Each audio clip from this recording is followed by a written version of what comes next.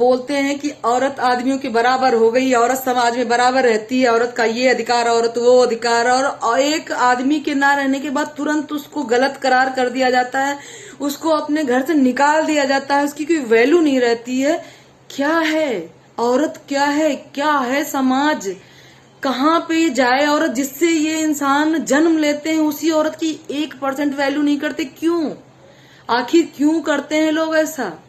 क्यों नहीं प्यार से रख पाते हैं? और जब औरत अपना रूप दिखाती है, गलत करती है या कुछ भी अपने आप को प्रताड़ित होने से बचने के लिए जो भी उसको रास्ता सही लगता है वो करती है, फिर वहां पर 20 लोग उंगलियां दिखाने वाले हो जाते हैं। क्यों भाई? आप समाज के ठेकेदार हैं क्या?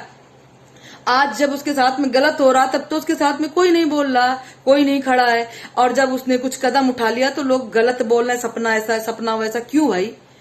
उसने इतना कुछ झेला है, अब नहीं।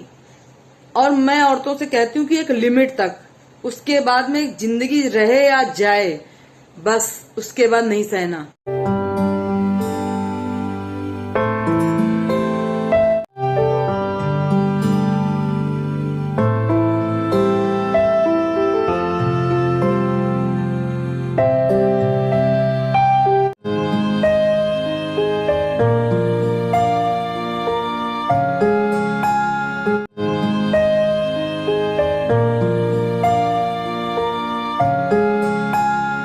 साधके शण्ये त्र्यम्बके गौरी नारायणी नमस्ते।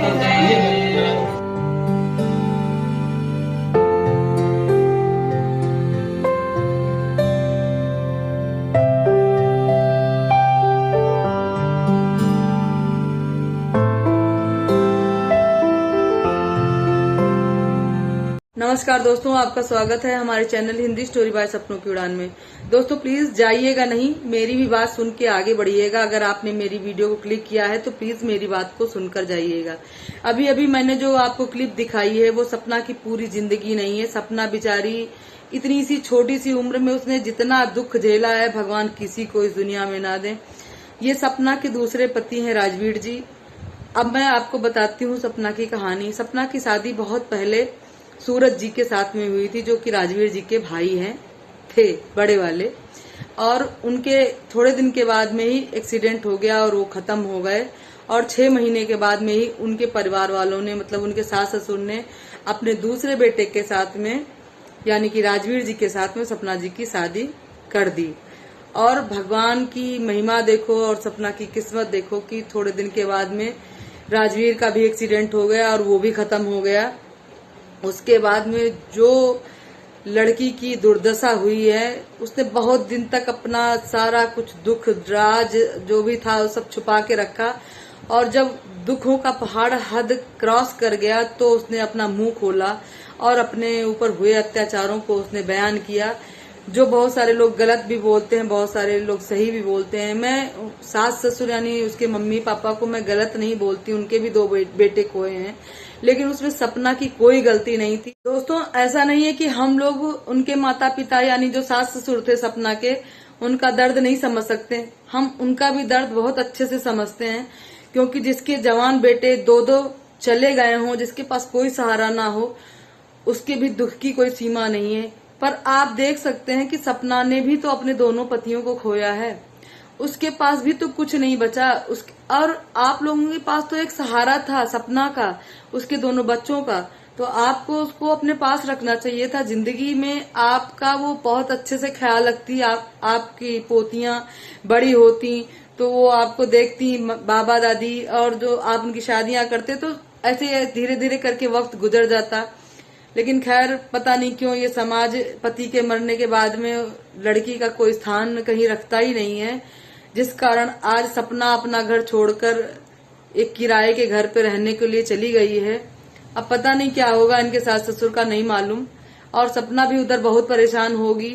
थोड़ा सा सरवाइव करने में दिक्कत होती है, क्योंकि इंसान नया नया सेटअप करता है तो पैसे की जरूरत होती है, सहयोग की जरूरत होती है। हाँ, सहयोग वाले मिल जाएंगे, लेकिन एक जहाँ पे वो शादी करके आई है उसका, उस जगह की वैल्यू, उस घर के लोगों की वैल्यू शायद ज्यादा होती, ये लोग नहीं समझ सकते।